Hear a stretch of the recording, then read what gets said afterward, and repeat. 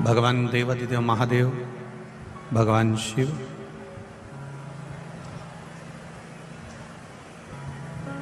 कहीं ना कहीं बाबा देवादिदेव महादेव की कृपा कोटेश्वर के इस पुण्यमय क्षेत्र में होना थी। इसलिए भगवान शिव की कृपा से, करुणा से, उदारता से, दया से कोटेश्वर धाम की इस पावन धरा पर पंचपुष्प शिव महापुराण की कथा श्रवण करने का सौभाग्य प्राप्त हुआ है। इस पुनीत पावन आयोजन को भगवान शिव की कृपा से आयोजित किया है कि तेरी कृपा बिना न हिले एक भी लेते श्वास तेरी कृपा से। चोंगे जैसी आवाज आ रही है, उसको सेट करिए। बखान क्या करूं मैं लाखों के ढेर का, चपटी बहुत में खजाना कुबेर का। हे गंगाधार मुक्ति द्वार ओमकार तू, भोले ओमकार तू। आयो शरण तिहारी शंभु तार तार तो।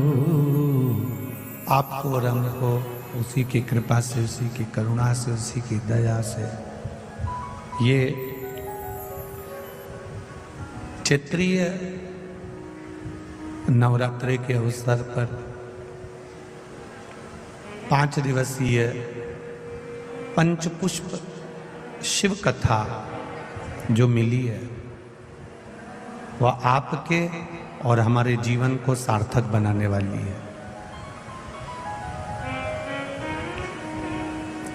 कहीं ना कहीं बाबा विश्वनाथ की कृपा, करुणा, उदारता, दया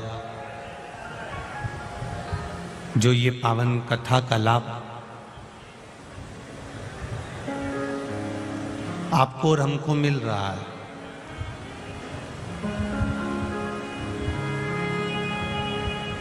जीवन की एक बड़ी विचित्रता है कि ये मानव की जो देह है, मानव का जो शरीर है, मानव का जो स्वरूप है, एक पानी के बुलबुले की तरह है।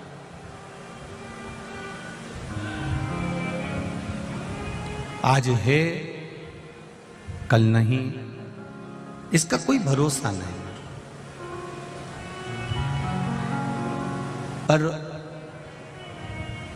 देवादिदेव महादेव की कथा कहती है, शिव महापुराण कहती है कि जो क्षण मिला है, जो समय मिला है, जो पल मिला है, जो घड़ी मिली है, उस पल में, उस घड़ी में, उस क्षण में हम जितना भी भगवत स्मरण कर सकते हैं, जितना भजन कर सकते हैं, जितना कीर्तन कर सकते हैं, जितना नाम जाप कर सकते हैं, जितना हम प्रभु को याद कर सकते हैं, उतना करें। जो भी अगर किसी को सूचना मिलती थी भी तो हम सहज भाषा में कह देते थे कि कोई मुझे याद कर रहा है।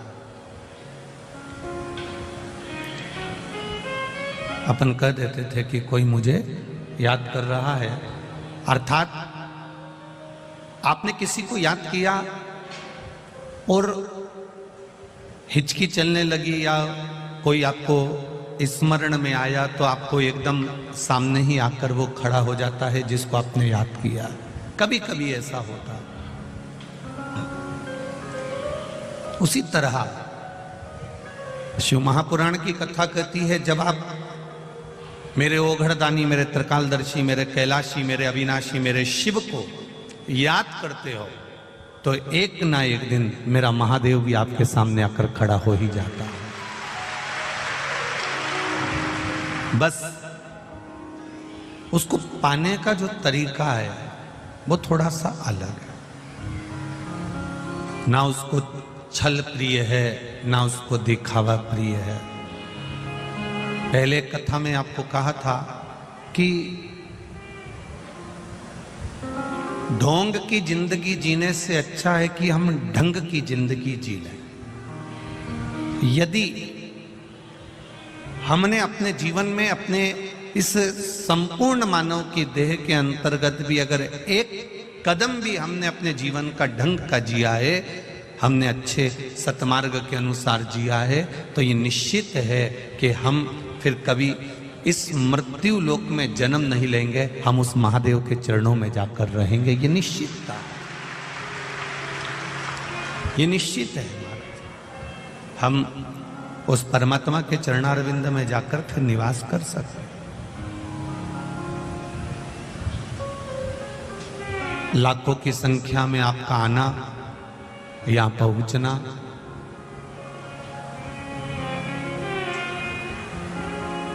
कई लोग कह रहे थे गुरुजी ने कथा दी है कोटेश्वर में, वहां आसपास तो कोई ऐसी बस्ती है नहीं, पूरा जंगल क्षेत्र है, एक ही रोड है, कैसे लोग वहां पहुंचेंगे, कैसे वहां तक पहुंचेंगे? पर आपकी लाखों की संख्या ने दिखा दिया कि बाबा को ढूंढते ढूंढते आप यहां पहुंच गए। आप यहां पहुंचे हो, और ये मेरा विश्वास कहता है, इस कोटेश्वर धाम की पावन धरा पर अगर आप आए हो, 2 मिनट बाबा के चरणों में, कोटेश्वर धाम के चरणों में आप बैठोगे, जहां पर निरंतर भरचक गर्मी भी पड़ रही हो और गंगा उनके सिर पर लगातार टपक रही हो, ऐसी पुण्यमय धारा कहीं नहीं मिलने वाली। सहज, सरल है।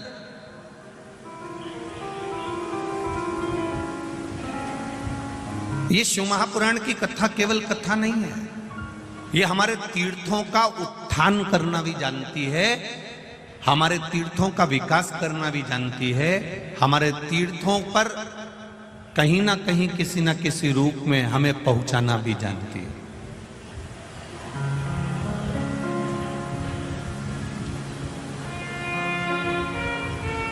कितना सुंदर स्वरूप है।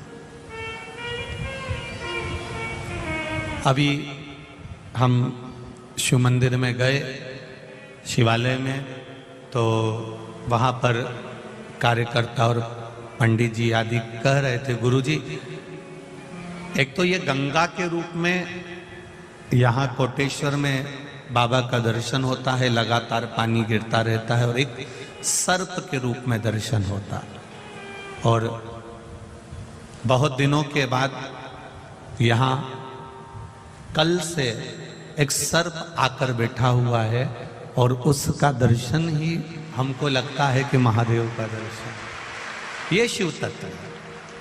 आप भगवान का भजन करना, आप कीर्तन करना, आप स्मरण करना, ढूंढते ढूंढते आप ये शिव महापुराण के पंडाल तक पहुंचे हो, तो एक दिन कभी ना कभी मेरा महादेव भी आपकी दुख की घड़ी में आपको ढूंढते ढूंढते आपके दरवाजे पर पहुंच जाए।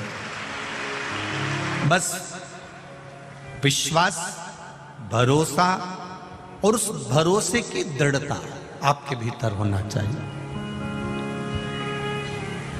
हम शिव जी को जल चढ़ा रहे हैं, पर जल चढ़ाने में भी कहीं हम अपना जल चढ़ाते चढ़ाते किसी को दिखा तो नहीं रहे हैं, अपन किसी को ये तो नहीं बताना चाहते कि मैंने शिव जी पर इतना जल चढ़ाया, मैंने इतना दही चढ़ाया, मैंने इतना दूध चढ़ाया, मैंने इतना अभिषेक किया, मैंने इतने बेलपत्र चढ़ाए।